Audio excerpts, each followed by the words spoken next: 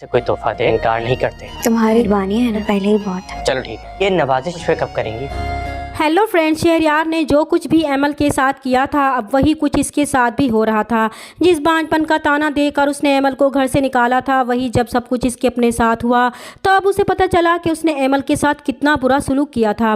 वो एमल से अपने किए की माफ़ी भी मांग चुका था, मगर एमल ने उसे माफ़ करने से साफ इनकार कर दिया था कि जिस वजह से उसने उसे घर से निकाला था तो फिर अब वो ये कैसे उम्मीद कर सकता है कि इस कमी के साथ वो उसे कबूल कर लेगी। अब शहरयार बिल्कुल टूट चुका था। वो ये बात किसी को बता भी नहीं सकता था, लेकिन उसे इस बात का डर ज़रूर था कि आयमा इसका चेकअप कराने पर प्रेशर ज़रूर डालेगी।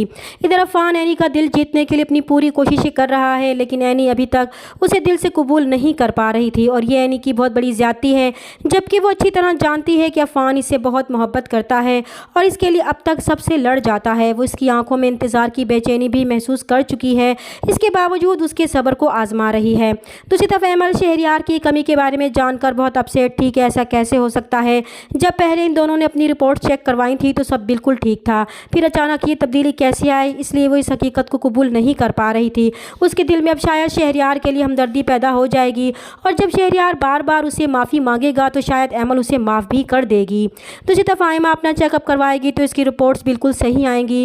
वो चाहती है कि इसके यहाँ जल्द अज जल्द औलाद हो ताकि इसके कदम इस घर में और भी मजबूत हो सकें, इसलिए वो शहरयार से जाकर कह देगी कि इसकी रिपोर्ट्स तो बिल्कुल नॉर्मल आई हैं। अब वो अपना चेकअप करवाए तो शहरयार आयमा की इस बात पर बहुत ज़्यादा गुस्सा करेगा और कहेगा कि जब उसने एमल के साथ अपना चेकअप करवाया था तो इसकी रिपोर्ट्स बिल्कुल ठीक थी, इसलिए वो आइंदा इसे चेकअप के बारे में डिमांड नहीं करेगी। फिर वो उसे धमकी देगा कि अब अगर उसने दोबारा प्रेशर डालने की कोशिश की तो वो उसे तलाक दे देगा।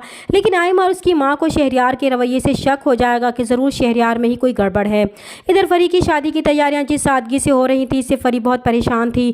उसे अपनी माँ पर बहुत गुस्सा होगा कि वो उसके साथ सौतीलों जैसा सलूक कर रही हैं। फरी अपनी माँ से अपनी इस कदर नाराज़ हो जाएगी कि वो ठान लेगी कि शादी के बाद वो अपनी माँ से कोई भी राब्ता नहीं रखेगी कि जब उन्होंने इसे हर चीज़ से बेदखल कर दिया है तो फिर वो क्यों कोई रिश्ता रखे।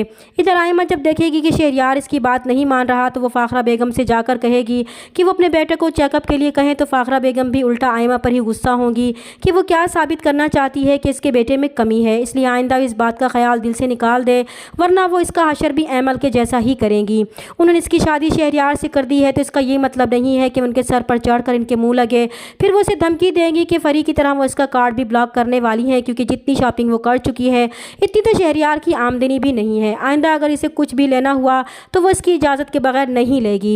इधर एनी की वालिदैन एमल की वजह से बहुत परेशान होंगे कि न जाने शहरयार ने ऐसा क्या कहा है कि इसने खुद को कमरे में ही बंद कर लिया है। इनके दिल में ये खौफ बैठ चुका था कि कहीं इनकी बेटी का घर उजड़ने वाला तो नहीं है, इसलिए वो एनी और अफान से इस बारे में बात करेंगे कि आखिर शहरयार एमल से मिलने क्यों आया था। तो एनी और अफान भी परेशान हो जाएंगे, इसलिए वो दोनों अब शहरयार से बात करने का फैसला करेंगे। चैनल पर नए हैं तो प्लीज़ चैनल को सब्सक्राइब कर दें। मिलते हैं नेक्स्ट वीडियो में, तब तक के लिए अल्लाह हाफिज़।